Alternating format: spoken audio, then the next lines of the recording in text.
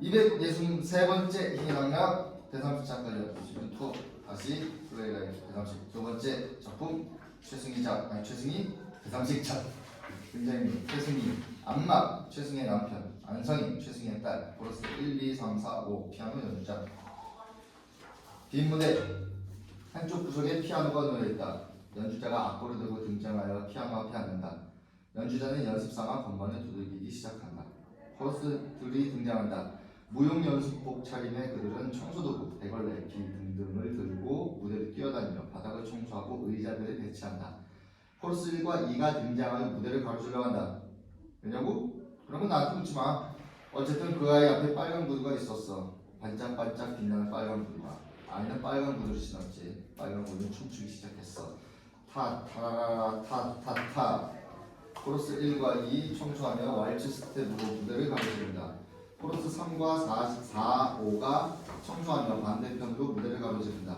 피아노 연주가 서세 왈츠 리듬에 타기 시작한다. 타타라라 타타타 빨간 구두로 춤추었지. 밤이 나나지나 타타라타 타타 멈추지 않았어. 빨간 구두는 아이를 데려갔지.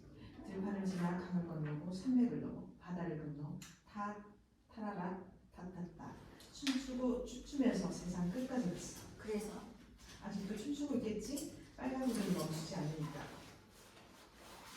상당히 피곤했겠군. 벗어버리지. 못 벗어. 왜? 그런 거 묻지 말라니까. 하여튼 빨간 구두는 그래. 못 벗어. 한번 쉬면 타타라 타타타. 코러스들 춤추듯 청소하며 의자에 자리를 잡고 앉는다. 왈츠 피아노가 잦아든다. 무대 뒤편에 서 있는 두 여자에게 조명이 비추어진다. 50대 중반의 여인 최승희와 30대 중반의 여인 안성희. 최승희는 고운 한복 차림의 슈트케이스를 들었다. 안성희는 양장 차림의 역시 슈트케이스를 들었다. 두 사람은 이제 막 여행에서 돌아온 듯도 하고 이제 막 여행을 떠나려는 것처럼도 보인다. 침묵. 꽃이 피었네요. 그날처럼. 눈이 부시구나. 두 사람 무대 앞쪽을 향해 걷기 시작한다. 어머님 정말 믿고 계셨나요? 그만둬 성이야. 지금도 저는 이해할 수가 없어요. 우리의 시간은 지나갔다. 오래 남는 물음들이 있죠. 우리가 가고 나도 그것들은 아직 거기 남아 있어요. 어머님 정말 믿고 계셨어요? 꽃이 지네. 여기서 도망치는 게 가능하다고? 그날처럼. 전 아직도 모르겠어요. 꽃이 나무로부터 도망을 치는 걸까? 그날 엄마 가슴속에 무엇이 있었는지. 나무 대신 춤추는 거다. 마지막 춤. 가지에서 땅위로 떨어져 내리면서. 전 지금도 이해할 수가 없어요. 눈이 부시구나. 아직도 전 어머니를 용서할 수 없어요. 나도 나를 용서할 수가 없다. 저 눈부신 것들로부터 이렇게 멀리 있는 나를. 하지만 성이야, 우리의 시간이 지나갔다. 언니, 지나가 버렸어. 피아노 연주 최승희와 안승희 쪽 조명이 어두워진다. 무대 안쪽 코러스들 사이에 안막이 서있다. 안막에게만 스포트라이트, 코러스들은 실루엣으로 보인다. 코러스와 안막은 모두 긴 외투에 중절모를 썼다. 1957년이라고 하자면 나한테 받아먹고 있었습니다. 선전성에서 회의를 마치고 돌아오는 길이죠. 저번은 하를 위해서 내게 공직을 하려는 사이렌처럼 물어댑니다. 담배 한 벽이 소나무 숲 사이로 최승희 무용연구소에 이제 막 불이 들어오기 시작합니다. 장구 소리가 부덕부덕 한가롭게 들려옵니다. 한국전쟁이 끝난 지 4년, 강변 여기저기에 아직 메우지 못한 포탄 구덩이들이 붉은 속살을 드러내고 있습니다. 발 아래 강물은 소리 없이 흐릅니다. 강물 속에 포탄 껍데기가 하나 잠겨있군요. 연여름 저녁 미지근한 강물 속에서 함께 녹슬어가는 탄피를 난 꿈처럼 내려다봅니다. 우리가 지나온 전쟁들과 길들의 꿈처럼 생각합니다. 전쟁은 끝났습니다. 그러나 이제 새로운 전쟁이 조용하고 은밀한 전쟁이 시작되고 있었습니다. 이 전쟁에서 나는 속수무책입니다. 나는 나의 적을 물리칠 수도 도망칠 수도 없습니다. 나의 적은 바로 나의 과거. 지나온 날들이 융단 폭격처럼 내 위로 쏟아집니다. 난 강물 속에서 천천히 녹슬어가는 포탄 껍데기를 바라봅니다. 나는 언제까지 그것을 피할 수 있을까요? 난 녹슬어가는 포탄 껍데기를 바라봅니다. 한 무리의 송사이들이 한피 사이로 헤엄쳐갑니다. 부드러운 물살에 몸을 맡긴 그 단단한 실덩이는 이제 평온합니다. 어둠이 내려 소나무 사이로 난 계단으로 올라 마당을 지나 현관 앞에 섭니다. 초인종을 누르려다 잠시 망설입니다. 문이 열리는 소리. 안성이가 현관문을 열고 나온다. 최승희는 보이지 않는다. 아버지, 수미로구나. 들어오시지 왜 거기 서 계세요? 안마. 고개를 돌려 언덕 아래 강물을 바라본다. 바람이 불어온다. 안성이 안마 곁으로 다가선다. 오늘 저녁은 제법 바람이 선선하구나. 여름도 이젠 다 갔는걸요. 그렇지? 네, 그래, 모스크바는 어땠니? 좋았어요. 그랬구나. 거긴 지금 백야예요. 그렇겠지, 지금쯤이면. 잠을 못 잤죠. 유학 시절 친구들도 만나고 네, 거기 사람들이 네가 춘 집시 춤을 제일 좋아했다면서 네. 나도 가서 봤으면 좋았을 텐데. 아버진 그 춤 싫어하시잖아요. 왜 하필 집시냐고. 너무 어둡고 태폐적인 냄새가 난다고. 내가 그랬어? 네, 성이 네가 정말 집시가 돼버리면 어쩌나. 공무다 따라 훌쩍 떠나버리면 어쩌나 겁이 나는 거지. 어쨌든 싫어하시는 건 틀림없군요. 둘은 잠시 웃는다. 오늘부터 연습 시작할 때냐? 여름이 채 풀리지도 않았을 텐데. 9월이면 또 동굴아파로 공연을 가야 하니까요. 많이 알겠구나. 그래도 공연하고 다닐 때가 좋아요. 여긴 어쩐지 내 집 같지가 않아서. 안마. 딸을 바라보다가 막막해진다. 그의 오른쪽 뺨이 경련을 일으킨다. 안마 손으로 뺨을 감싸준다. 아버지, 괜찮아. 요즘 연습이 부쩍 말수구나. 시간에 있다가 빠져나가는 폭탄 학교에 끌려간 거구나. 그만 들어가세요, 아버지. 성이야. 네, 네가 이제 26이지? 그렇죠. 26. 아버지도 참 새삼스럽게. 사이. 성이야. 네, 네 집은 여기다. 넌 나나 네 엄마하고는 달라. 어쨌거나 이 자리는 여기다. 여기가 네 집이야. 아버지, 들어가자꾸나. 안성이와 안마 집 안으로 들어간다. 조명이 바뀐다. 최승희가 굳은 얼굴로 등장한다. 안마 당황하여 안성이를 건너다본다. 얘기 들었어요. 그랬구나. 그리 되다니 대체 어떻게 된 거예요? 아쉽겠지만 이번 일은 그만 잊어. 아무래도 지금 내가 좋지 않아. 뭐 일본이야 엎어지면 코다할 때고 언제든 갈 수 있는 거니까 상황이 좀 좋아지면. 어떻게 된 거냐고 묻잖아요. 언니, 성희 넌 가만히 있어. 안성이 두 사람에게서 좀 떨어진 곳으로 물러난다. 그래. 문화선전소에서 회의가 있었어. 당시 일본 공연 허가 문제로 말이야. 오랫동안 경로를 벌였지만 결론이 나지 않았어. 결국 표결에 붙여졌지. 그리고 당신이 들은 대로 불법이 된 거야. 정말 이해할 수 없는 사람들이군요. 난 무용수예요. 그리고 내 춤을 보고 싶어하는 사람들이 있어요. 그 사람들이 있는 곳이라면 나는 어디든지 갈 수 있어요. 가야 해요. 우리 쪽에서 허가를 했나 해도 어차피 이번 정부에서는 당신이 그걸 허가하지 않을 거야. 그들은 우리 북조선의 어떤 배도 누구라도 일본에 들어오는 것을 금지하고 있으니까. 일본에는 최승희 무용단 초청위원회가 있잖아요. 그 사람들이 벌이고 있는 서명운동은요? 그게 그 사람들이 할 수 있는 전부야. 그러니까 우리 쪽에서라도 허가를 해줘야죠. 그 사람들한테 힘을 실어줘야죠. 여보, 이건 그리 간단한 문제가 아니야. 뭐가 그리 복잡한데요? 여러 가지 정치적 문제들이 걸려 있어. 제일조선인의 송환 문제라든지 당신 하나만의 문제가 아니라고. 해방전쟁 동안 우린 적국이었어. 지금도 그렇고. 그게 나와 무슨 상관이죠? 태평양 전쟁이 한창일 때도 나는 미국에서 춤을 췄어요. 적국의 한가운데 뉴욕에서. 그때와 지금은 달라. 그래요. 그때는 안막 당신이 내 곁에 있었죠. 지금도 그런가요? 사이. 그만둬. 이게 끝난 일이야. 당신 대체 뭘 하고 있었어요? 명색이 문화선전성 장관이라는 사람이 그만한 힘도 없어요? 말해봐요. 도대체 누가 무슨 이유로 반대를 했는지. 당신을 아끼는 사람들이 반대를 했지. 북조정은 공화국의 인민비로 최승희를 아끼는 사람들이. 그 말은 당신도? 그렇소. 어떻게 당신이 그럴 수밖에 없었어. 다른 사람은 몰라도 당신만을 찬성했을 줄 알았는데 물론 찬성한 사람들도 있었어. 하지만 당신은 그들이 당신을 위해서 그랬다고 생각하고. 날 위해서 반대했다고요? 그건 게임이었어. 함정이었지. 그 덫에 발을 집어넣을 수는 없었어. 당신도 알고 있을 거야. 당시 당신가 나를 어떤 눈으로 바라보고 있는지 그 사람들은 바보가 아니야. 당신의 이번 일본 방문이 무엇을 뜻하는지는 그들도 잘 알고 있어. 그래요. 난 돌아오지 않을 생각이었어요. 다시 한번 보겠어. 꼭 그래야만 하겠어. 꼭 그래야만 하겠어요. 여기서는 안 되겠어. 안 되겠어요. 하지만 성이 생각을 해봤어. 성의를 위해서도 그래요. 저희가 춤을 위해서도. 성은 우리와 달라. 뭐가 다른데요? 당신이 성의를 알아요? 엄마는 나를 아나요? 그 아이의 뿌리는 여기 있어.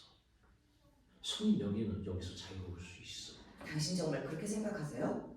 그 아이에겐 우리와 같은 과거가 없지. 우리가 그 아이의 뿌리이자 과거예요. 성의는 젊어 충분히. 그래도 거기서 벗어날 수는 없어요. 그래요, 정말 그랬죠.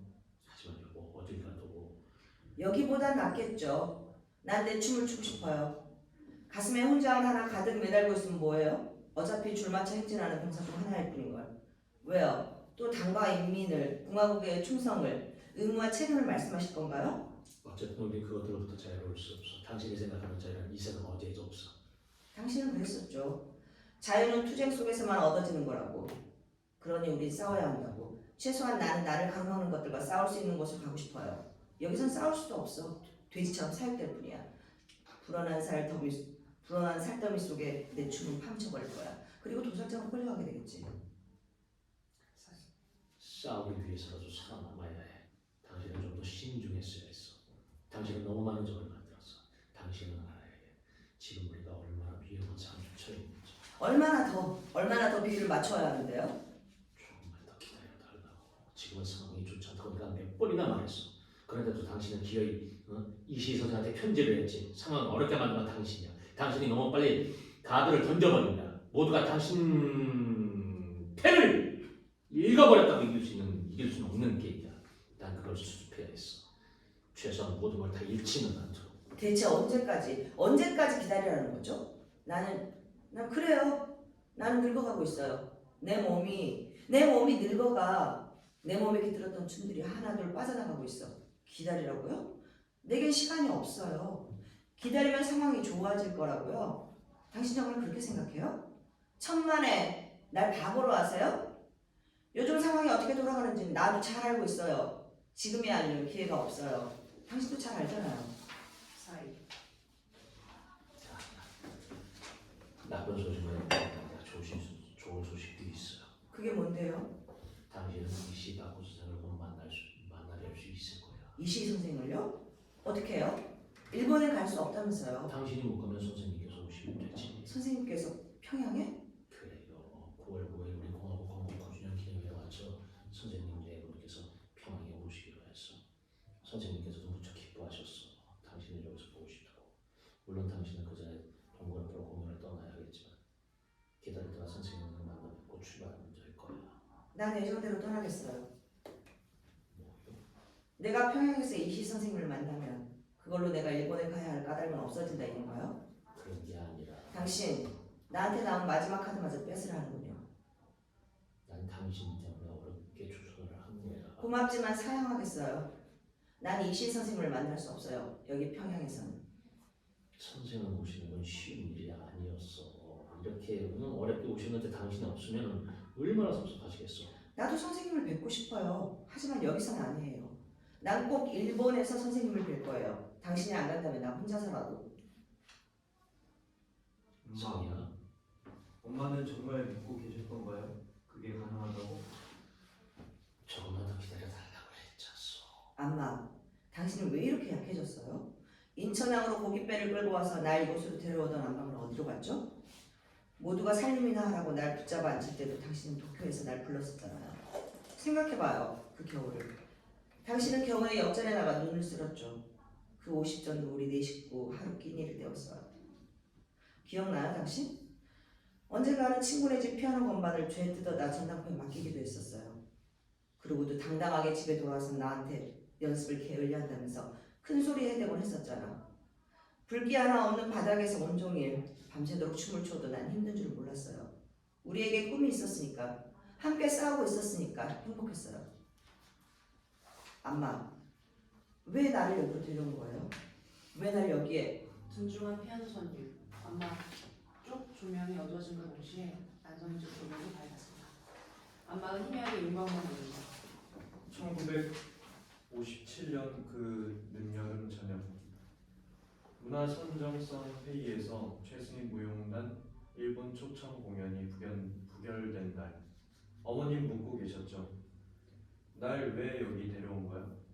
아버진 아무 말도 못하고 그 자리에 한참을 서 계셨어요. 자꾸만 떨리는 오른뺨을 문지르면서 어머닌 그 말로 아버지한테 비수를 꽂은 셈이었어요. 어머니를 위해서 모든 걸 바쳐온 아버지한테. 난 네 아버지가 결단을 내리도록 도와주고 싶었을 뿐이야. 그건 강요였어요. 뭐라 해도 좋다. 결국 내 생각이 옳았어. 우리한테 기회는 그때밖에 없었다. 우린 그것을 붙잡지 못했지. 기회라고요? 그건 어머니 때문에 일어난 혼란이었어요. 어머니가 불러온 위기였죠. 모든 게 평온했잖아요. 모든 일이 우리가 원하는 대로 잘 되어가고 있었잖아요. 겉으로만 그랬지. 난 그 평온함을 견딜 수 없었다. 그건 가짜였으니까. 난 우리한테 닥쳐오는 위기를 똑똑히 보고 있었어. 그래요. 어머니도 아셨잖아요. 그때 아버지가 어떤 상황이 있었는지.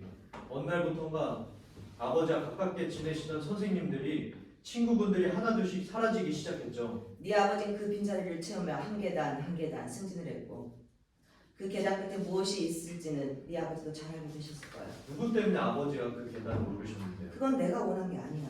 해방되던 해 네 아버지가 국경으로 날 찾아와 연안으로 가겠다고 했을 때 난 어떻게든 붙잡아버리고 했었다. 하지만 네 아버지는 내 말을 듣지 않았어.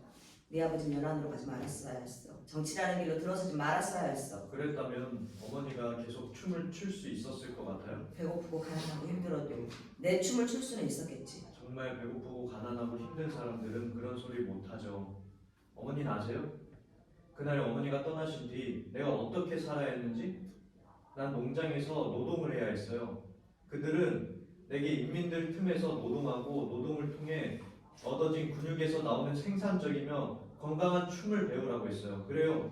난 노동을 통해서 근육을 얻었죠. 단단하게 엉킨 근육들을 달고 난 다시 태어났어요.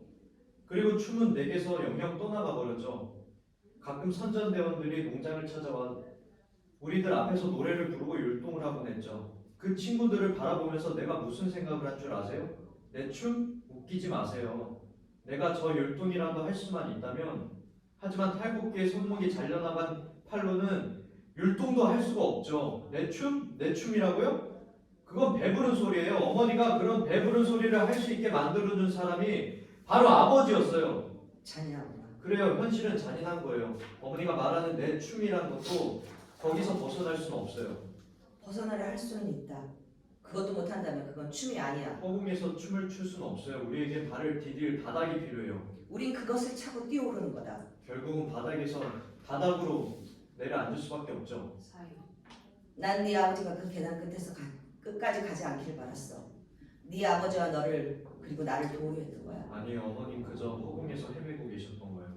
밑에서는 무슨 일이 벌어지고 있는지도 모른 채. 아버지는 그런 어머니를 위해서 그 계단을 오르셔야 했죠. 그 계단 끝에서 아버지가 떠민 건 어머니였어요. 그리고 날 그 어둠 속에 혼자 남겨놓았어요. 사이. 최승희 쪽 조명이 어두워진다. 1957년 그날 저녁 아버진 말없이 한참을 서 계셨죠. 자꾸만 떨리는 오른뺨을 문지르면서 미군기가 떨어뜨린 포탄 파편이 그 뺨에 남겨놓고 간 진도. 멀리서 초성이 들려온다. 군복 차림의 코러스들이 안성의 곁으로 천천히 다가온다. 그것은 내 다리에도 아직 남아 있었습니다. 1950년 6월 전쟁이 일어났을 때 우린 모스크바에서 공연을 하고 있었습니다. 날카로운 통증이 다리를 훑고 지나갑니다. 평양으로 돌아온 나는 9월 초 전선이 문단이 되어 광주 목표를 향해 떠났습니다. 전쟁은 곧 끝날 것 같았습니다.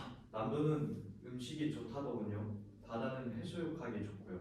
1950년 9월 15일 미군은 인천에 상륙했습니다. 우리는 적진 한가운데 나고되었습니다. 1950년 9월 노동신문은 북조선 인민해방군 전선위문단 제3조 조원 안성희가 전사했다고 보도했습니다. 나는 태백산맥 어느 줄기를 헤매며 북으로 올라가고 있었습니다.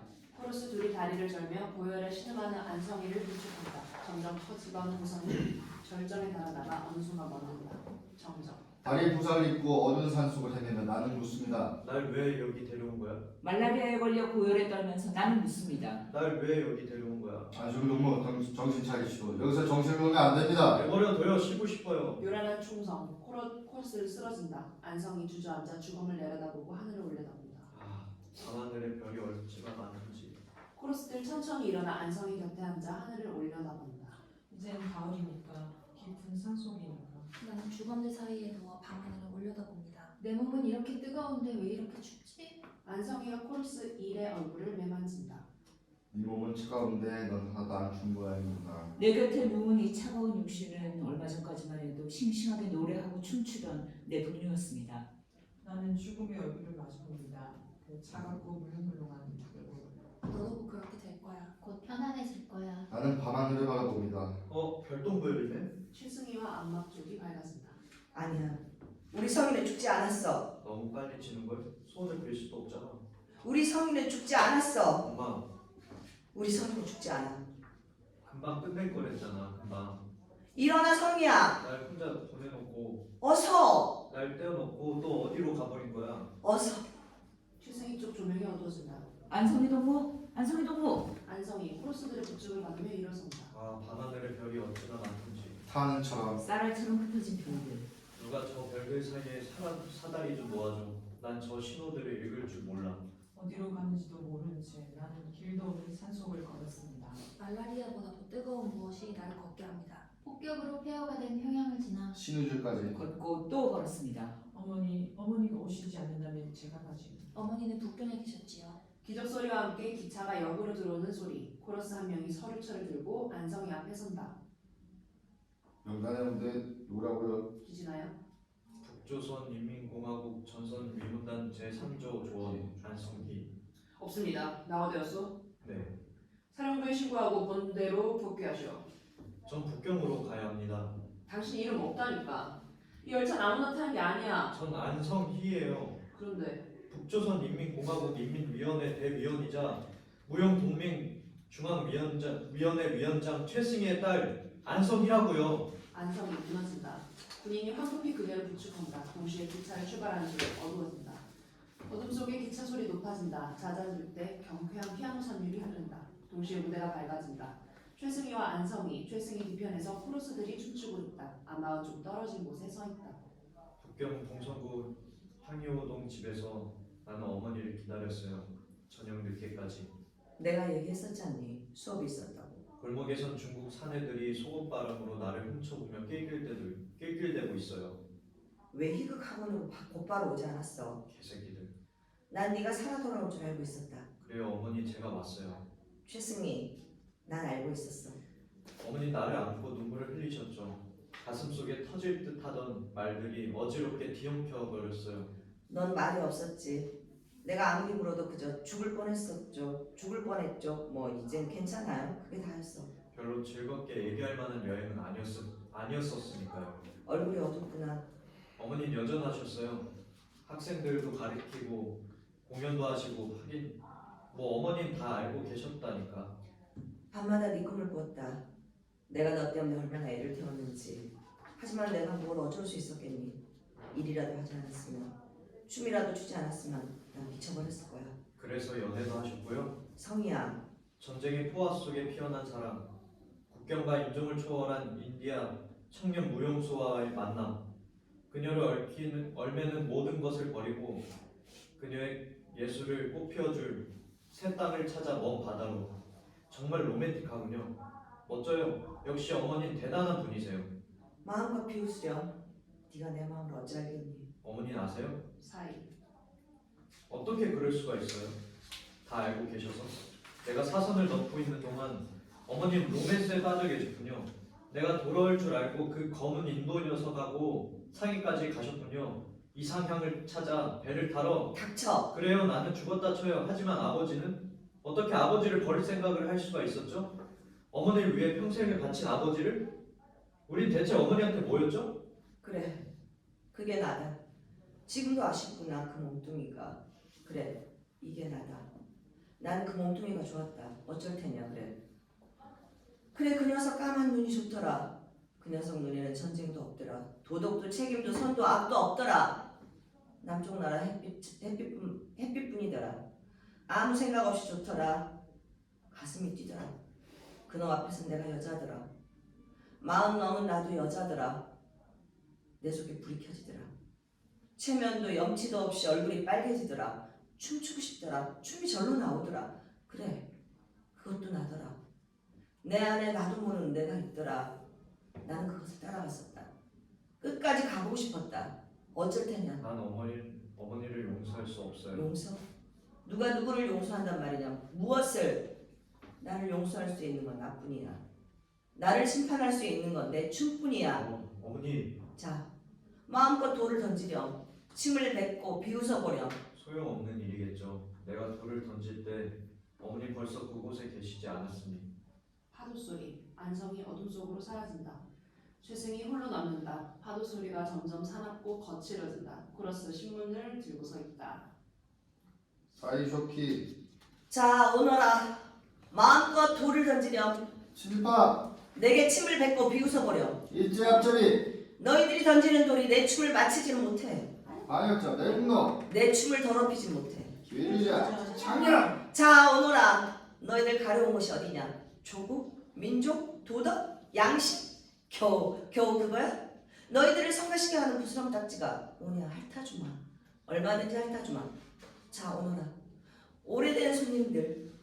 일찍이 너희들은 나를 찾아와 나와 뒹굴며 그 몸 위에서 위안을 찾았었지. 이제 너는 그 밤들을 더럽고 추악한 죄라 말하는구나. 부끄러우냐? 이 몸에 흘렸던 것이 새벽녘 홍등가에서 나서는 수컷들처럼 마음껏 때리고 침을 뱉으려. 나는 부끄러움을 모르니 아무래도 좋다. 한 번만 더 내 몸을 열게 해다오. 간이라도 내어주마. 춤만 출 수 있다면 쓸개라도 내어주마. 영혼이라도 내어주마. 춤만 출 수 있다면. 코러스 신문을 읽는다. 삼팔도선을 넘어간 무의 최승희 1946년 7월 20일 최승희 인천항을 거쳐 월부. 파도 소리 잦아질 때 코러스 쪽 조명이 어두워진다. 그걸 혹시 있었지?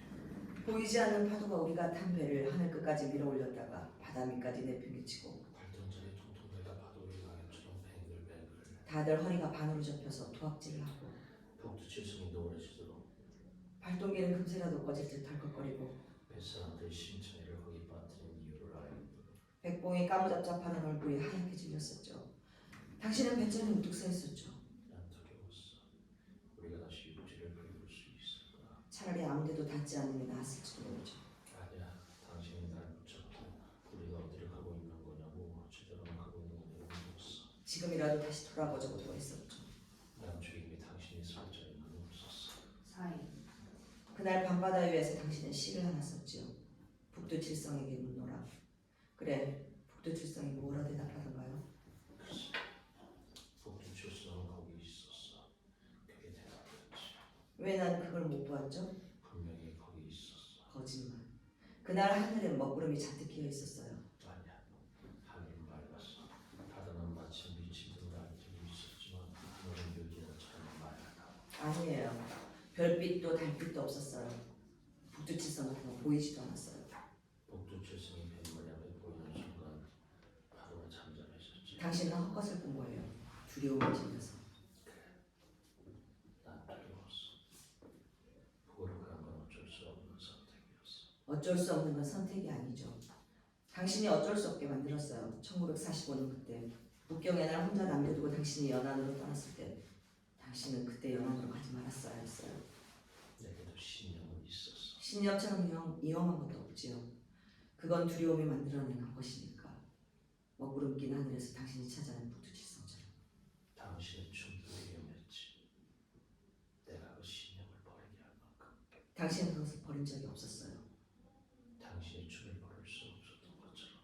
사인. 거기가 어디쯤이었죠? 파도에 밀리다 결국 배를 무태대고 하룻밤을 지냈잖아. 아주 좀 못 미쳐서 그랬을 거야. 섬이었죠. 아니었을걸. 맞아요. 섬이었어요. 섬이 아니었다면 그렇게 평화로워 보일 수가 없어. 밤에 깊도록 풍랑이 시달리는 뒤였으니까. 배에서 내릴 때 우리는 손을 꼭 잡고 있었죠. 오래전처럼. 오래전 서원사에서처럼. 이제 저분들은 행복했던 시절의 한 조각을 찾아내셨군요. 그 빛나던 날들 속으로 손을 잡고 걸어 들어가시네요. 하지만 나는 어디로 가죠? 풍경 소리, 계곡을 흐르는 물소리, 새소리, 나뭇잎 사이로 부서지는 햇살. 5월이었지. 경원선을 타고 서공사적 아랫마을로 갔었죠. 경주에는 다진 벚꽃이, 거긴 아직도 한창이었지. 푸르게 물이 오르는 나무들, 붉은 당단풍, 살구꽃, 백꽃, 원산이 하얗지. 하얀 버섯을 쓴 당시처럼. 새들이 지저귀고 아침에 일어난 우리는 당신을 보이지 않도록 산길을 따라 서원서 쪽으로 올라갔지. 산중터 계곡 아래 물가에 당신은 앉아 있었어. 나뭇잎 사이로 햇살은 쏟아지고 꼼짝 않고 골똘히 앉아있는 뒷모습이 어쩐지 시무룩해 보였지. 난 왠지 막막한 느낌이 들었어. 최승희 콧노래를 흥얼거린다. 한참을 거기 서서 당신을 보고 있었어. 바람이 불어 숲을 흔들고 햇살을 흔들고 나무들은 꽃잎을 떨구었지. 문득 현기증이 일었어. 당신은 곧 사라져버릴 것만 같았지. 어지럽히 뒤섞이며 흔들리는 빗속으로 스며들 것만 같았어. 난 당신을 불렀어. 뭘 보고 있어? 최승희 안막을 돌아다 본다. 당신은 날 돌아다 보았지. 그 눈빛. 난도 막막해져 버렸어. 영웅 같은 순간이 흐르고 당신은 곧 웃음을 터뜨렸지. 왜 그러고 서 있어요? 내려와요. 난 허둥지둥 비탈을 내려갔어. 물고기가 많아요. 운으로 온? 이게 응? 확실해요? 그럴걸? 내 이름을 따서 숭어라고 부르기로 했는데 벌써 이름이 있었네. 상관없어요. 난 숭어라고 부를 거니까. 의아라니까. 숭어야. 넌 한시도 가만히 있질 않는구나. 물이 흐르니까 떠내려가지 않으려면 예, 그건 꽃잎이야. 못 먹는 거야. 이것들은 바다까지 가지. 정말요? 그리고 다시 이리 돌아와서 알라. 이 조그만 것들이? 왜요? 원래 그래. 다시 돌아올 거면 뭐하러? 여기서 몸을 키울 수가 없거든. 바다에서 자라 돌아오는 거지. 바다까지? 오, 대단한 걸. 역시 숭어야. 그래. 일본으로 가던 당신처럼 말이야. 일본 얘기는 하지 말아요. 다시 가야지. 다 지난 일이에요. 춤춘다고 알아주는 사람도 없고 그러니 가야지. 넓은 물로. 그냥 여기서 살림하고 당신 뒷바라지하면서 살 거예요. 당신은 그럴 수 없어. 당신이 더 잘 알아. 그리고 당신은 내 손을 꼭 잡았죠. 당신은 또 막막한 눈빛이 되었지. 땀에 젖어 축축한 손으로. 당신은 또 먼 곳으로 가고 있었어. 그때 당신이 날 부르지 않았다면 그래도 당신은 바다로 갔을 거야. 은하들은 원래 그렇게 태어나니까. 숭어. 그래. 숨어. 풍경 소리, 물소리, 바람 소리, 새소리. 잠시 떠올랐다 멀어질 때 안막과 최승희 쪽 조명이 어두워진다. 동시에 안성희 쪽 조명이 밝아진다. 그 빛나던 날들 속에 나는 없어요. 내가 끼어들 자리는 없어요. 어머니와 아버지가 손을 잡고 세상 끝까지 가시는 동안 난 혼자 집에 있었죠. 희미한 피리 소리가 들려온다. 어머니가 구미 수녀 공연에서 돌아온 어느 날이었어요. 수미야? 자다가 새벽에 깼는데 눈물이 났어요. 난 엄마를 찾아 연습실로 갔죠. 엄마는 아무도 못 보게 문을 잠가놓고 새벽에 연습을 하곤 하셨거든요. 연습실에서 피리 소리가 흘러나오고 있었어요. 그날도 연습실 문은 잠겨 있었죠. 나는 울면서 문을 두드렸어요. 하지만 엄마는 문을 열어주지 않았어요. 한참 악을 써가며 문을 발로 걷어차고 있는데 언제 문이 열렸는지 어머니가 다 내려다보고 계셨죠. 한참 만에 어머니 말씀하셨어요. 가서 자거라. 그리고 문이 닫혔어요. 피리 소리가 다시 들리기 시작했죠. 난 방으로 돌아갔어요. 얼마 안 있어 어머니는 또 만주로 황군 이문 공연을 떠나셨죠. 안성희 쪽 조명이 어두워진다. 피리 소리에 바람 소리가 섞인다. 바람 소리만 남고 피리 소리 사라지며 최승희와 안막 쪽 조명이 밝아진다. 우린 사막을 건너갔었지. 만주를 지나 외고가로 있는 사막으로. 천지를 뒤덮은 환사 속을 뚫고 이 부대에 저 부대로 가도 가도 푸른 하늘은 볼 수 없었어. 언제까지 이런 춤을 춰야 하죠? 병사들에게 위로가 필요해요. 나는 무엇으로 위로를 받죠? 어쩔 수 없지 않소. 지금 전쟁 중이니까. 우리한테 왜 이렇게 어쩔 수 없는 일이 많을까요? 그래도 여기서 그나마 숨을 쉬었습니다. 지금 일본에 있었다면 당신은 콘도에 와서 춤을 춰야 했을지도 몰라. 모래바람 때문에 눈을 뜰 수가 없어요. 눈을 감아. 길은 내가 잡을 테니까. 당신한테서 이상한 냄새가 나요. 나한테서 내가 춤추고 있을 때 당신은 뭘 하죠? 당신을 보고 싶지. 그래요? 사이 바람 소리. 그 사막에서 아마 당신은 생기에 넘쳐 보였어. 사막의 햇빛이 당신을 달아오르게 했던 걸까? 당신한테서 느껴지던 그 이상한 열기. 밤늦도록 당신은 어딘가에서 돌아오지 않았어. 안막 쪽에 조명이 어두워지기 시작한다. 눈을 감아. 길은 내가 잡을 테니까. 안막이 어둠 속으로 사라진다. 당신은 자꾸만 모래 언덕 너머로 모래바람 속으로 사라져갔지. 가도 가도 푸른 하늘을 볼 수가 없었어. 천지를 뒤덮은 황사도 내 부끄러움을 가려주지 못했어. 우린 사막을 건너갔지. 그 사막의 끝에서 불상들을 만났어. 프로스 중 하나가 보살의 형상을 하고 서 있는 것이 보인다. 바람에 날려온 하늘의 모래알갱이처럼 난 그 앞에 서 있었다.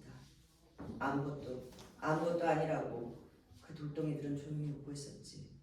난 울었어. 내가 너무 초라해서 그 영원한 침묵이 그 허전하고 따뜻한 위안이 너무 벅차서. 음악이 흐르면 코러스 보살가 천천히 움직이며 춤추기 시작한다. 최승이 코러스의 움직임을 따라 몸을 움직인다. 둘의 춤이 한동안 이어진다. 보살 코러스 서서히 어둠 속으로 사라져간다. 최승이 어둠을 향해 안타까이 손을 내민다. 안성 쪽 조명이 밝아진다. 거기 무엇이 있었나요?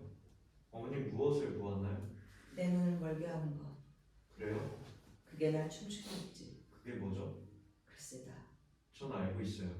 네가 안다고? 나도 모르는 것을. 그건 어머니죠. 사이 어머니는 항상 자신만을 바라보고 계셨어요. 어디 있든 무엇을 보든 춤뿐이었죠. 그 춤 속에서 빛나는 자기 몸뿐이었어요. 어떤 것도 어머니가 거기서 눈을 뜨게 할 수는 없었죠. 어머니는 어머니한테 취했으니까, 자기한테 눈이 멀었으니까. 고맙구나. 눈을 뜨게 해줘서. 난 아직도 기억해요. 밤이면 어머니는 단원들한테 마사지를 받았죠. 게으르고 무심한 눈빛을 하고 누워서 마치 여왕이라도 되는 것처럼, 신이라도 되는 것처럼. 그래요. 어머니 신이셨어요. 신들은 절대 인간들을 보지 않죠. 어디에 있든 무엇을 보든 항상 자신의 모습만을 볼 뿐이에요. 그게 너를 화나게 했니? 그래요. 그런 눈빛은 모든 사람들을 화나게 만들죠. 하지만 더 끔찍한 건 그러면서도 거기서 눈을 뗄 수 없었다는 거예요. 난 너한테 손을 내밀었어. 아니에요. 어머니 날 밀어냈어요. 네가 내 손을 뿌리친 거야. 문을 닫은 건 어머니였어요. 난 어머니한테 애원했어요. 날 좀 봐달라고. 잠깐만 멈추고 날 좀 봐달라고. 날 봐서라도 조금만 참아달라고. 하지만 어머니 멈추지 않았죠. 사이 대체 어머니는 어디로 가려 하셨던 거죠? 밖으로. 밖은 없어요. 그래? 태백산맥의 어느 산자락에서 전 그걸 똑똑히 보았어요. 어두운 하늘을 더 어둡게 만드는 그 무표정한 별들을. 넌 그것을 너무 일찍 보아버렸구나. 네 눈에 여물기도 전에. 난 아직 내 다리가 아프다는 게 고마웠어요. 내가 매달리는 것은 열이 올라 덜덜 떨리는 내 몸뿐이었어요. 그것밖에는 아무것도 없었어요. 성이야. 최승희는 떨어져선 채 안성이를 안으려는 듯 손을 뻗는다. 그러나 안성이는 그것을 거부한다. 그래요? 어쩌면 어머니는 항상 밖에 계셨던 건지도 모르죠. 내 마음은 언제나 덜컹대고 있었지. 밖을 향해 열린 창문처럼. 여기도 아니고 저기도 아닌 그 중간쯤에서 덜컹대고 있었어. 피아노 연주로 향수의 무의가 흐른다. 코러스 1, 2의 모습이 보인다. 코러스 1, B, 코러스 2의 머리를 따주고 있다. 엄마, 난 바람이 싫어. 왜? 꽃이 다 지잖아. 넌 개질해도 꽃을 가만 내버려두지 않잖아. 질 때 되어지는 걸. 아우, 금방 다 져버리네. 내년 되면 또 핀다. 그때까지 어떻게 기다려? 금방이야. 엄마, 왜? 왜 난 여기 태어난 거야? 그게 무슨 말이야? 하필이면 왜 여기다 날 낳았어? 여기가 어때서? 기왕이면 일본이나 미국, 구라파 같은 데다 날 낳지. 그럼 내가 멀리 갈 필요도 없고 엄마랑 안 떨어져도 되잖아. 그러게 말이다. 대충 하오. 일본 가면 단발로 싹 잘라버릴 텐데 뭐. 아유, 난 그거 영 볼썽사납던데. 머리 꽁댕이를 달랑거리면서 근대 무용을 할 순 없잖아. 왜 안 돼? 근대 무용이란 것은 원래 그래요. 기생충이랑은 다르다고요. 춤이 다 거기서 거기지 뭐. 그러니까요. 답답하게 엄마는. 그나저나 그 이 탐스러운 머리를 아까웠었잖아. 시원하고 좋지 뭐. 승희야. 꼭 가야겠니? 왜 또? 아니다. 아직 다 안 됐어? 아, 오늘은 왜 이리 더디오? 다 됐다. 엄마 손에서 풀려나 팔짝팔짝 몸을 풀며. 엄마, 내가 좋은 거 보여줄까? 뭘? 공화당에서 본 이시희 선생님 춤. 잘 봐. 코러스 2. 이시바쿠에 붙잡힌 사람들 춤을 흉내낸다. 이렇게 두 손을 뒤로 묶이고 이렇게 어때? 멋지지? 뭔 그게 어디 춤이냐? 돌 맞은 개구리가 바들바들 떠는 게지. 아유 그만해 누가 볼까 무섭다 얘. 참, 엄마는 예술을 몰라. 그래 승희야 엄마는 아무것도 모른다. 네가 정이 간다니까 어찌겠냐만. 엄마, 코러스 2. 코러스 2를 품에 안긴다. 어딜 가든 넌 조선 사람이다. 내 딸이다. 의리지 말아라. 딸의 머리를 쓰다듬으며. 그나저나 이 이쁜 머리를 아까웠었잖아. 3년이야. 저 꽃이 3번만 피었다 지면 그때까지 어떻게 기다려? 금방이야. 금방. 코러스 1. 위쪽 조명이 어두워진다. 기차가 경성역을 떠날 적에 울면서 기차를 쫓아오신 어머니를 보았지. 난 엄마를 부르면서 울었어. 하지만 용산역을 지날 때쯤엔 창밖을 내다보며 콧노래를 흥얼대고 있었지. 가엾은 어머니. 하지만 난 뒤를 돌아다볼 겨를이 없었어. 내 앞에 끝없이 펼쳐진 길. 과거를 생각할 겨를이 없었어. 나는 앞만 보고 달리고 또 달렸지. 폭음과 행진하는 군합 빨소리. 전쟁과 혁명 속에서 그 차갑고 담담한 것들 속에서. 연기처럼 새어나가는 그 춤들을 붙잡기 위해 난 달리고 또 달렸지. 타오르는 불길 속에서 죽음들을 가로지르고 피 흘리는 산마루에서. 신음하는 바닷가에서. 굶주린 언덕 위에서 난 춤을 추었어. 폭염이 나의 조명이었고 철조망이 나의 의상이었고 포송이 나의 음악이었지. 폐허 위에서 나는 꽃 하나 피우고 싶었어. 그 폐허를 걸음삼아 환한 꽃 하나 피우고 싶었지. 조금은 다른 세상을 밖을 열고 싶었어. 이 모든 비참과 환멸로부터 멀리. 사람들을 데려가고 싶었어. 나를 데려가고 싶었어. 거기서만 나는 자유로울 수 있었어. 최세희 쪽 조명이 약해지고 안성희 쪽 조명이 밝아진다. 하지만 어머니, 꽃은 금방 지고 말아요. 우리에겐 좀 더 단단한 것이 필요했어요. 손에 쥘 수 있는 것이. 꽃은 지려고 피는 거예요. 열매를 맺으려고 지는 거예요. 하지만 어머니는 그걸 받아들이려고 하지 않으셨죠. 자유. 그것 때문에 어머니는 갇힌 거예요. 스스로를 가둔 거예요. 무대는 어머니의 감옥이었어요. 꽃. 그래요. 어머니 꽃이었어요. 하지만 생각해 보셨어요? 그 허망한 꽃을 붙들고 있던 나무를. 피아노 연주. 안성희 쪽 조명이 어두워지고 안마 쪽 조명이 밝아진다. 봄이었지. 철로를 넘는 외국에 나왔었어.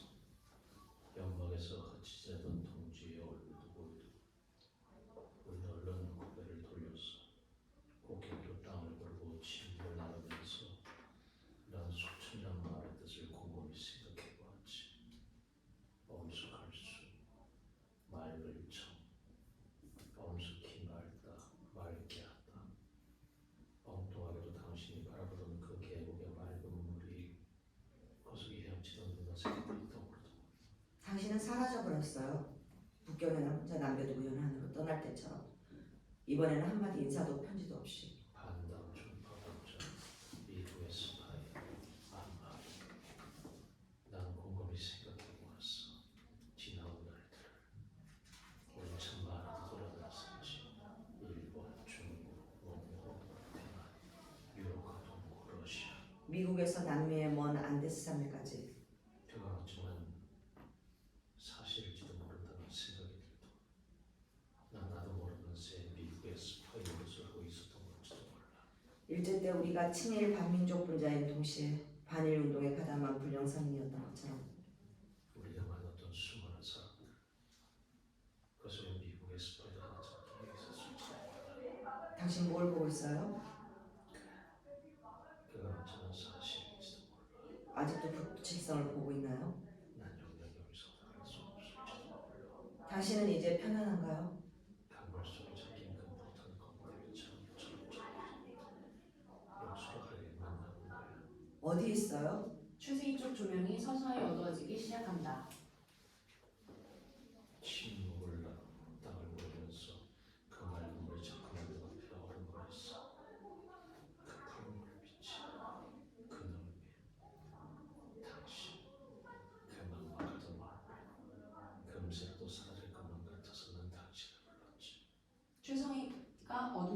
사라져 보이지 않게 된다. 바다로 나가던 너들은 다시 상류의 그 맑은 물로 돌아와 사활을 갖지 기분 쭉 숙적 엄숙하고 맑다. 바다에서 돌아오는 그 물이 너무 맑은 거야. 그래 간단한 거야. 하지만 아이들아 아직 바다로 나가보지도 못한 새끼는 그 성이 그리고 병머리가 안막의 모습이 어둠 속으로 사라진다. 동시에 안성의 모습이 떠오른다.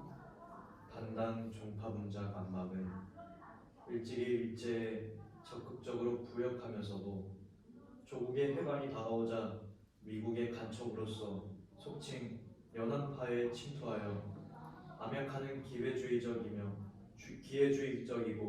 반당적인 행위를 일삼아 왔습니다. 이제 안막과 그 일파들의 죄상이 백일라에 드러난 것은 우리 당과 인민에게나 다행스러운 일이라 아니할 수 없습니다. 나 안성희는 그로부터 물려받은 사상적 폐해를 남김없이 씻어내고 공화국과 인민을 위한 길에 나의 예술로서 매진해 나갈 것을 다짐합니다. 그러나 유감스럽게도 안막의 사상적 영향을 강하게 받은 최승희 동무는 당이 그의 예술적 기량을 높이 평가하여 수차례 기회를 주었음에도 불구하고 아직도 일본 제국주의와 자본주의 예술의 사상적 잔해를 벗어던지지 못하고 무용연구소 운영에 있어서도 당의 지시를 따르지 않고 독단적으로 행동했으며 부르주아적 잔재를 청산하지 못하고 개인 영웅주의에 빠져 자기 선전에만 열을 올리고 있습니다. 결과적으로 그가 내놓은 작품들은 인민의 지지를 받지 못하는 독단적인 무용이 되고 말았습니다. 아주 열정적이고 감명 깊은 연설이었다. 넌 생기가 넘치더구나. 네 눈이 그렇게 빛나는 건 처음 보았지. 어머니 단상 아래 앉아 계셨죠. 얌전히 두 손을 모으고 지그시 날 건너다보고 계셨어요. 전 어머니를 똑바로 바라볼 수가 없었어요. 날 동정할 필요는 없었다. 그런데 어느 순간 어머니 웃고 계셨죠. 날 비웃고 계셨어요. 그 자리에 있던 모든 사람들. 난 안무를 하고 있었어. 아니에요. 어머니 날 비웃고 계셨어요. 막혔던 데가 그 순간에 풀렸던 거야. 그렇게 많은 사람들이 지켜보고 있는 데서 난 화가 나서 견딜 수가 없었어요. 훌륭한 연설이었대도 그러는구나. 제 마음이 어땠는지 모르시겠어요? 대강은 알겠구나. 어머니 아무래도 좋아. 이제 무대에 설 수 있는 게냐? 아직은 안 돼요. 어머니 평양으로 모셔오는 것만 해도 힘들었어요. 좀 더 기다리셨다가 충분히 기다렸다. 도대체 얼마나 더 기다려야 하는 거냐? 그만큼 인민들 틈에서 배우고 반성했으면 됐지. 얼마나 더. 내 지방에 있을 때 준비해둔 작품이 몇 개 있는데 읽었어요. 그래 어떻느냐? 그만하면 사상이나 이념성 때문에 트집 잡히는 일은 없겠지? 글쎄요. 글쎄라니. 어머니 작품은 아무리 아직도 충분히 혁명적이고 전투적이지 못해요. 최승희 뭐야? 내 작품의 어떤 점이? 전반적으로. 봉건제도 아래 핍박받는 한 여성이 불합리한 여성 차별에 맞서 여성의 권리와 자유를 위해서 싸운다.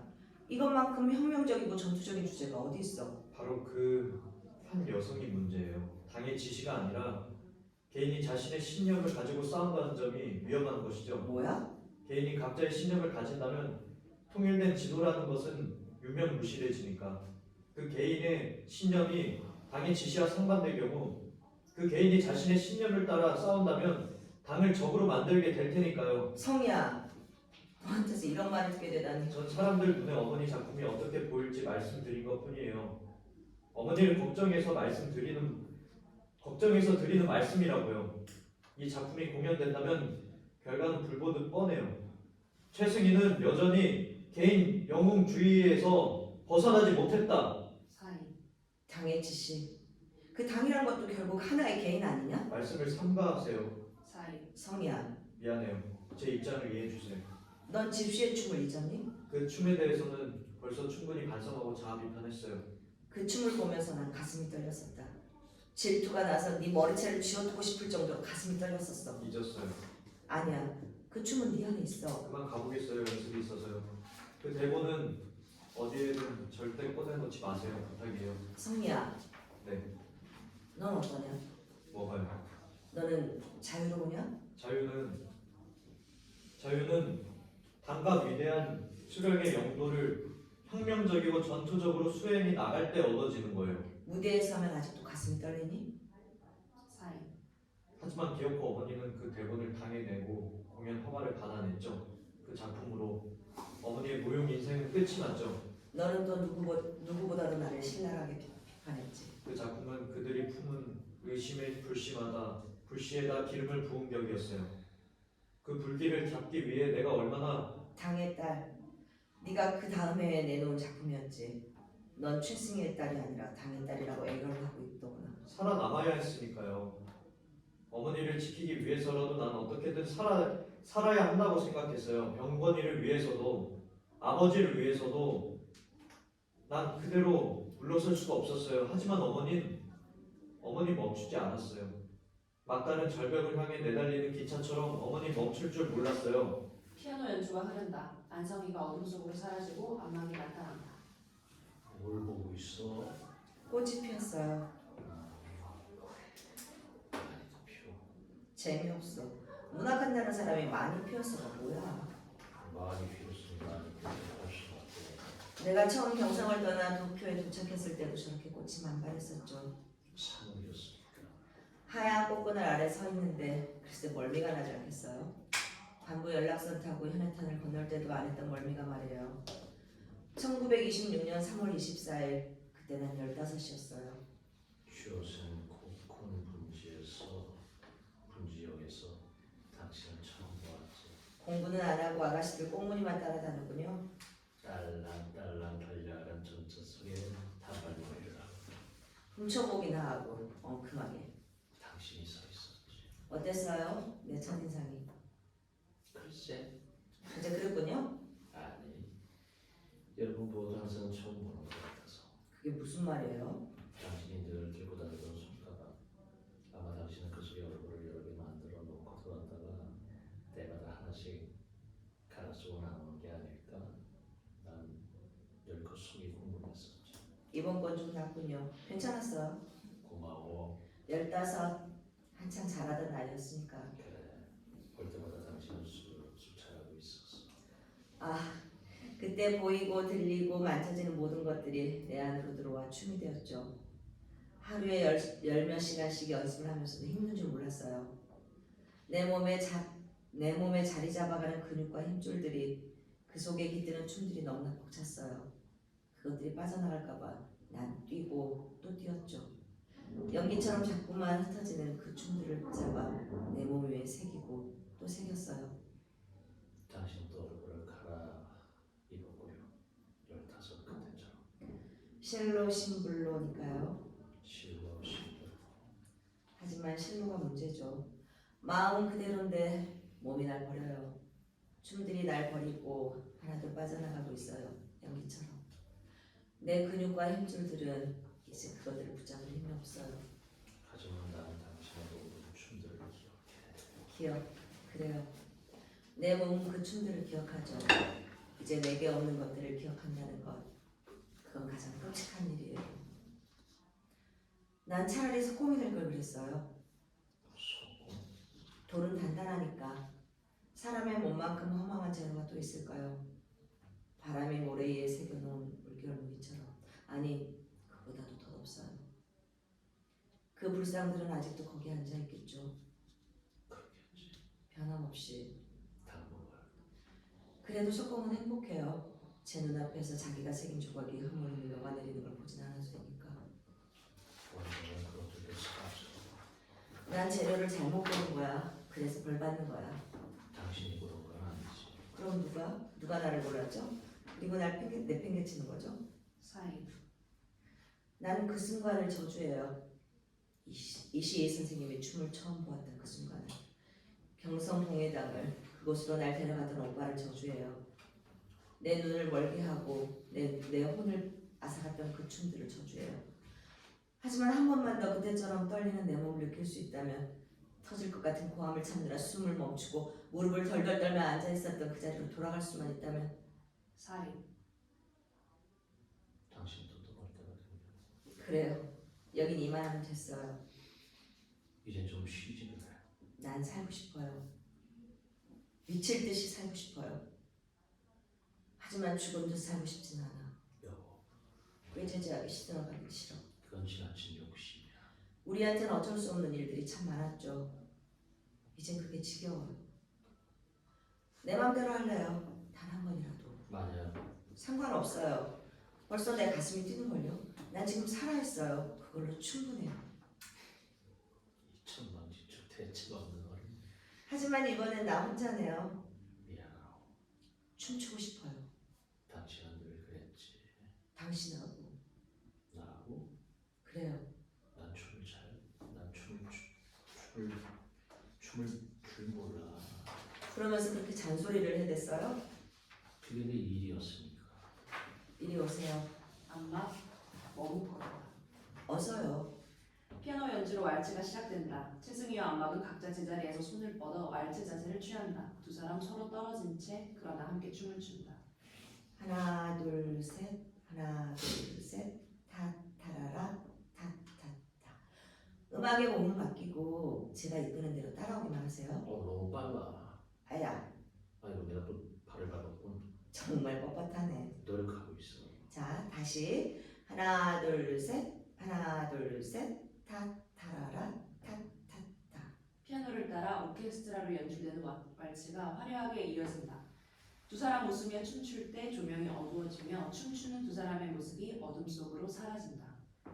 다시 밝아지면 안성이와 최승희가 보인다. 1967년 그날 어머니 정말 믿고 계셨나요? 최승희 콧노래를 흘러가린다. 어머니는 오후에 강가로 산책을 나가셨었죠. 그날 해가 지도록 돌아오지 않으셨어요. 1957년 그날 당신은 여기 서 있었죠. 난 언덕 위로 나갔어요. 무얼 보고 있었어요? 어머니 가물 앞에 서 계셨어요. 나는 언덕 위에서 어머니의 뒷모습을 바라보았어요. 좀 떨어진 곳에 서 있는 두 명의 사내도. 뭘 그리 한참 보고 있었어요. 물밖에 없는데. 가물 위에 빛나는 부드러운 저녁물 속에 어머니 편안해 보였어요. 난 연구소 창가에서 당신을 보고 있었죠. 문득 어머니의 뒷모습이 기웃등 흔들렸어요. 길 잃은 어린애처럼 당신이 거기 서 있었어요. 기웃등 흔들리며 강물 속으로 빨려 들어갈 것만 같아서 당신을 부르고 싶었는데 난 어머니를 불렀어요. 어머니! 그러지 못했어. 어머니! 엄마! 그제 어머니 천천히 몸을 돌려 나를 돌아다 보셨죠. 등 뒤에 있는 석양 때문에 난 어머니 얼굴을 읽을 수가 없었어요. 하지만 어머니 눈길은 느낄 수가 있었어요. 마치 나를 처음 본다는 듯한 그 눈길은. 성희로구나. 오늘은 산책이 길어졌네요. 강바람이 시원해서. 뭘 그리 보고 계셨어요? 글쎄다. 아무것도 없는데. 그러게 말이야. 그만 들어가세요. 어두워져요. 어느새 어두워졌구나. 저 사람들도 쉬어야죠. 그래. 수고하셨어. 이제 그만 들어가 봐요. 나도 들어갈 테니. 산책 즐거웠습니다. 저 선생님. 내일은 장암도 좀 하시죠. 오늘 밤차로 갑니다. 아 그러시군요. 우리 거기까지 못 가니까 다시 평양 올라오셔서 나 뵙겠네요. 그동안 고생들 많았소. 아닙니다. 영광. 그럼 잘 다녀오십시오. 사내들 사라져간다. 조금만 더 참고 기다리세요. 곧 괜찮아. 아이들하고 같이 지내는 게 좋아. 재주 있는 애들도 있고. 애는 쓰고 있는데 상황이 좀처럼 좋아지질 않네요. 고맙구나. 너무 애쓰지 마라. 짐은 싸두셨어요? 조금만 더 있다 가자. 대동강도 오늘이 마지막이니. 그게 무슨 말씀이세요? 성이야. 네? 난 간다. 사이. 그 말씀하시는 어머니 얼굴이 어찌나 장난스러워 보였는지 마치 투정을 하는 어린애처럼 난 그만 어딜? 하고 대물을 뻔했죠. 너도 같이 가자. 지금 무슨 말씀을 하시는 거예요? 내가 준비해뒀다. 어머니 더는 기다릴 수가 없구나. 그 얘기는 안 듣는 걸로 하겠어요. 너도 가고 싶잖아. 어머니 제발 지금 그게 어떤 일인지 생각해보고 하시는 말씀이세요? 너무 오래 생각만 했지. 어머니 도대체 아무 생각이 없으시군요. 그저 자기밖에는. 널 위한 일이기도 해. 전 싫어요. 언제까지 널 속이며 살 테냐? 자신을 속이고 있는 건 어머니예요. 이건 불가능한 계획이에요. 미쳤어. 어머니 미쳤어요. 어디 있든 어머니는 바로 눈에 띈다고요. 그 수많은 눈들을 어떻게 피할 건데요? 어떻게 빠져나갈 건데요? 그래, 난 미쳤어. 그러니 갈 수 있어. 내가 어머니를 보내지 않겠어요. 그래? 네가? 제발 날 봐서라도 병원이를 봐서라도 이러지 마세요. 그러니 같이 가자는 게야. 난 어머니한테 애원하고 또 애원했어요. 제발 어머니. 그럼 혼자라도 가겠다. 기차 시간이 다 되었구나. 최승희 슈트케이스를 손에 든다. 우린 함께 평양역으로 갔죠. 어떻게 거기까지 갔었는지 기억이 나지 않아요. 가는 동안 우린 아무 말도 하지 않았죠. 최승희 콧노래를 부른다. 역으로 들어갈 때 누군가 우리한테 인사를 했어요. 허리가 꼬부라진 늙은 노인이었어요. 난 재빨리 지나치려 했지만 어머니 환하게 웃으며 그 노인과 인사를 나누고 손을 붙잡은 채 한참 이야기를 하고 계셨어요. 글쎄 그 사람이 도쿄에서 내 부모를 모았었다지는요. 제 가슴은 그대로 얼어붙은 것 같았는데 어머니 소풍이라도 가는 것처럼 느긋하기만 하셨죠. 얼굴이 벌겋게 달아올라서 아이고 이러다 기차 놓치겠다. 제발 그렇게 되었으면. 우린 플랫폼에 서 있었죠. 자꾸만 깜빡이는 전등불 아래서 난 어머니 외투에 난 보풀하기를 뜯고 있었어요. 아무 말도 못하고 보풀하기만 뜯었어요. 기차가 늦는구나. 하지만 기차는 결국 플랫폼으로 들어왔죠. 어머니는 기차에 오르셨어요. 난 결국 아무 말도 하지 못했어요. 기차가 플랫폼으로 들어오는 소리. 기차에 오르시기 전 어머니 저에게 손을 내미셨죠. 다시 한번 잘 생각해보거라. 내일 밤이다. 내 손에는 어머니가 건네주신 작은 쪽지가 들려 있었어요. 국경 도시의 작은 여관 이름이 적힌 쪽지가. 기다리마. 엄마, 그 짧은 말도 나오지 않아서 난 그저 어머니 손을 잡았어요. 기적 소리. 그 순간 어머니는 생긋 웃었어요. 한쪽 눈을 깜빡이며 생긋 웃었어요. 태백산맥 어느 자락에서 보았던 별빛처럼 무심하게. 난 그만 어머니 손을 놓치고 말았죠. 기차가 움직이기 시작하는 소리. 최승희가 차츰 바쁜 향에 손을 흔든다. 기차 소리 높아졌다가 멀어져 간다. 최승희 모습이 어둠 속으로 사라진다. 기차는 어둠 속으로 사라졌어요. 그걸로 모든 게 끝이 났죠. 피아노 연주가 흐른다. 안성이 손에 든 쪽지를 들여다본다. 어두워진다. 음악이 흐르면 암전. 다시 밝아지면 무대 앞쪽에 최승희와 안마, 안성이가 서 있다. 세 사람의 얼굴은 보이지 않는다. 그들 뒤편 무대 가운데로 코러스들이 청소를 하며 뛰어다닌다. 가볍고 경쾌한 피아노 연주. 빨간 구두는 춤추며 빨간 구두에게 말했지. 빨간 구두야, 빨간 구두야, 이제 그만 나를 내려놓으렴. 왈츠에서 탱고로 넘어가며 빨간 구두는 말했지. 그건 예전부터 내가 하고 싶었단 말이야. 왜 넌 내 위에서 내려오질 않니? 네가 멈추질 않았잖아. 네가 날 가만 내버려두질 줄 않았잖아. 잠깐만 멈춰봐. 난 멈췄어. 나도 멈췄는데. 그런데 왜 난 우리 아직도 춤추고 있지? 이게 뭐지? 누가 춤을 추고 있는 거지? 코러스들이 빠져나간다. 최승희와 안마, 안성의 얼굴이 보인다. 들어보세요, 이 소리들. 발자국 소리들. 우리가 뛰고 걷고 달려온 시간들이 쿵쿵 뛰며 울리는 소리. 들어보세요. 우리의 몸이 가느다랗게 삐걱이는 소리. 마루 틈새마다 보인 우리의 머리카락과 먼지에 섞여 떠도는 살 비듬. 당신은 계곡 물가에 앉아 있었지. 길 잃은 어린애처럼 당신은 한참이나 그 자리에 서 있었죠. 우리가 몸으로 윤을 내놓은 반질반질한 이 마루. 우리가 흘린 땀과 눈물의 냄새. 바람에 흔들리던 나무와 햇빛, 꽃잎, 그 맑은 물, 그 속에 헤엄치던 어렸을 기다. 뭘 보고 있었어요? 그 강가에서 뭘 찾고 있었어요? 우리가 가고 나면 누가 이것들을 기억할까요? 안마, 몸을 돌려 객석을 등지고 무대를 바라본다. 무언가를 찾는 것. 꽃이 피었네요. 그날처럼. 눈이 부시구나. 사이. 어머님 정말 믿고 계셨나요? 여기서 도망치는 게 가능하다고? 그래, 그게 마지막이 될 수도 있다는 건 알고 있었다. 그런데 왜? 난 언제나 마지막인 것처럼 춤을 추었었지. 난 마지막까지 춤추고 싶었어. 살아있고 싶었어. 그렇게 사라지고 싶으셨던 거겠죠. 어머님 그걸 스스로 선택하셨던 거예요. 그건 선택이었을까? 어머님 뜻을 이루셨어요. 엄마가 이겼어요. 하지만 왜? 그걸 왜 내 손에? 최승희, 성이야 그만. 이 손을 보세요, 어머니. 어머니를 붙잡았던 이 손을. 엄마가 뿌리친 이 손을. 그날 나는 이 손으로. 그만. 최승희 안성희의 손을 어루만진다. 지나갔다. 우리의 시간은 이제 지나갔어. 그래요, 모든 건 지나가 버리죠. 사라져 버렸어요. 하지만 전 아직도 이해할 수가 없어요. 용서할 수가 없어요. 난 너에게 용서를 빌지 않겠다. 어머니를 용서할 수 있는 건 어머니뿐이니까요. 어머니의 춤뿐이니까요. 하지만 그럴 수 있을까? 한 번만 더 어머니 춤을 보여주세요.